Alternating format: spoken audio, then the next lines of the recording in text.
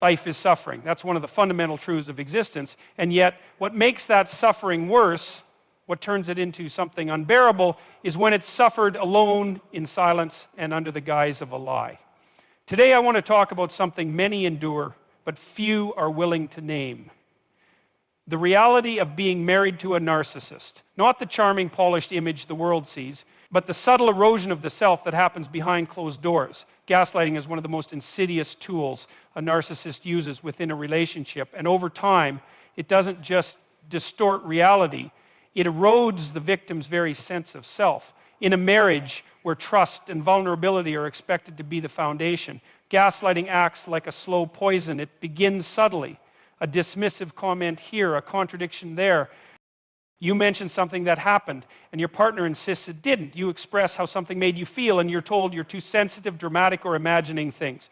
The narcissist chips away at your confidence, not through overt cruelty, but through persistent denial and distortion of your experience. The psychological toll is profound.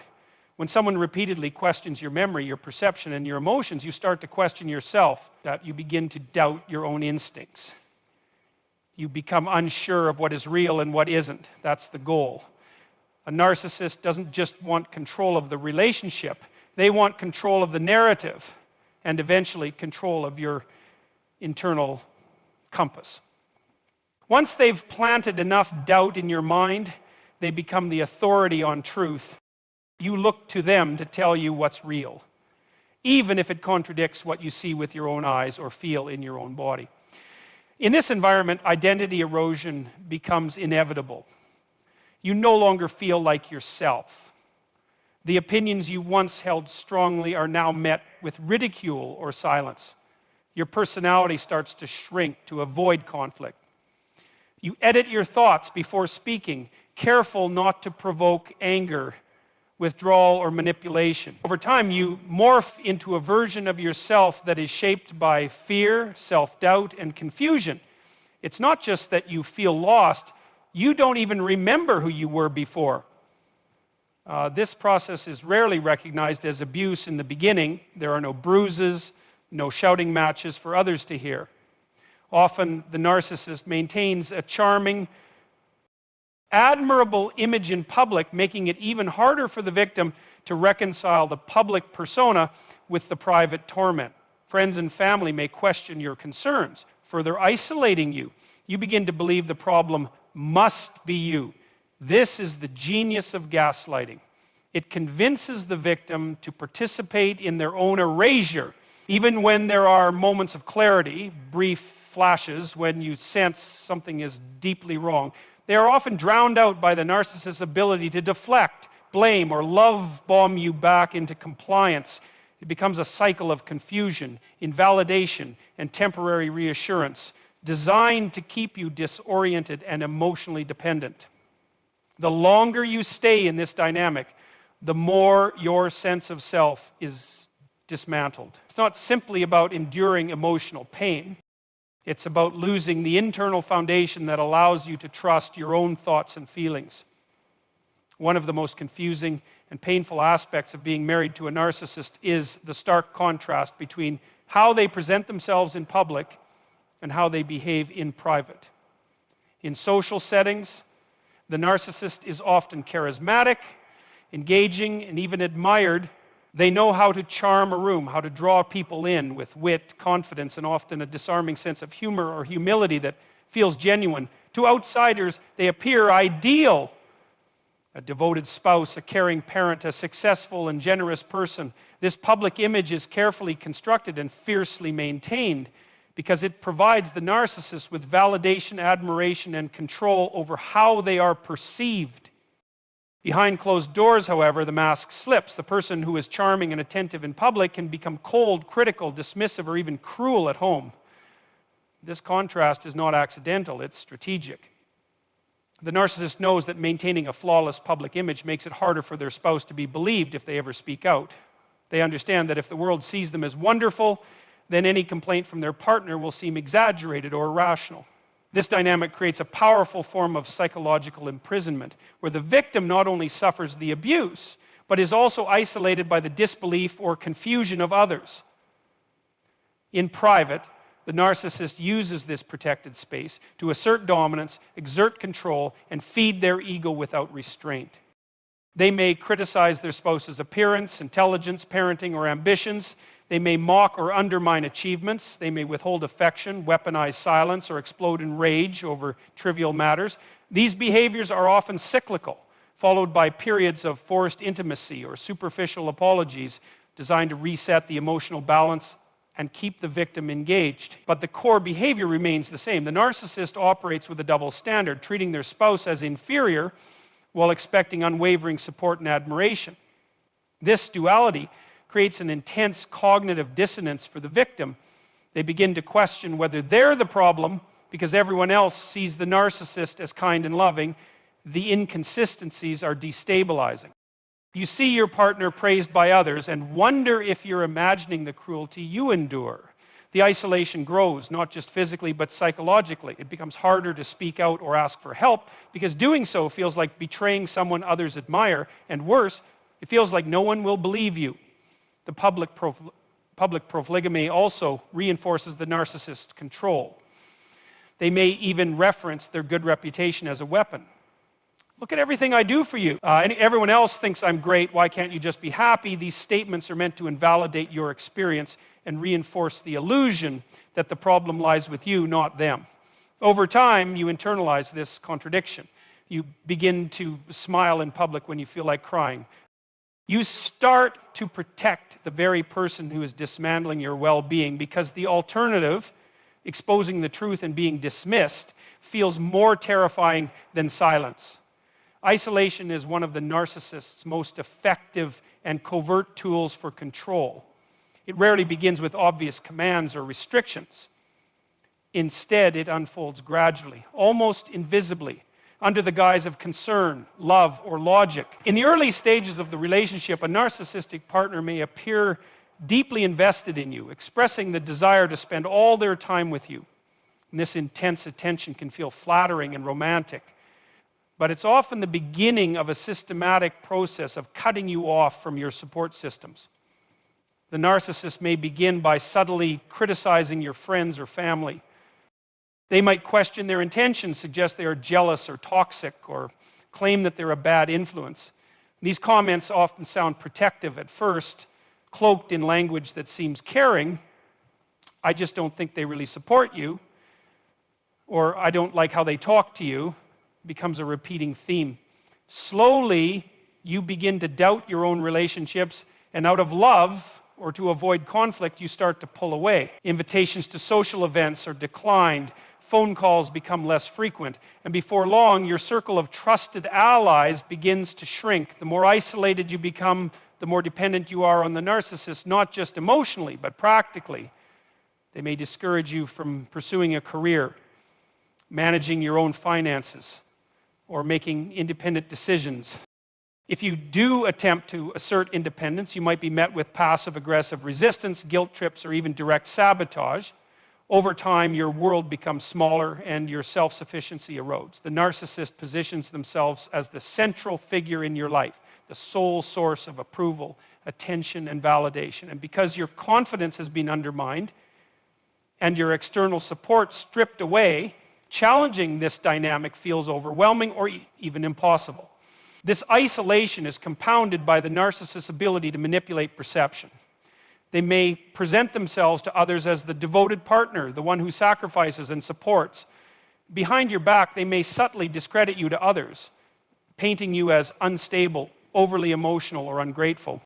These narratives are often shared with just enough sincerity to be believable, and they serve to preemptively disarm anyone who might question their behavior.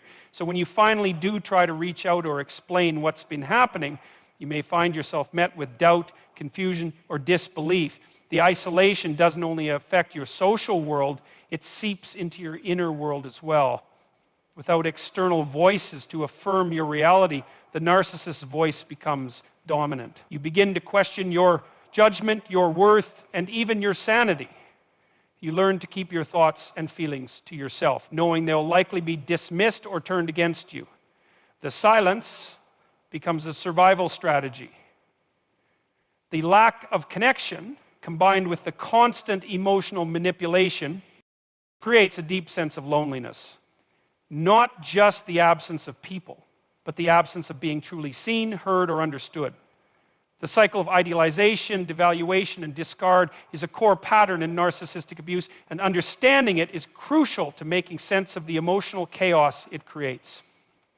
It often begins with the idealization phase, which feels like a dream. The narcissist showers you with affection, attention, and admiration. They seem to understand you deeply, mirror your values and interests, and make you feel uniquely special. This phase is often referred to as love bombing. During this time, the narcissist puts you on a pedestal.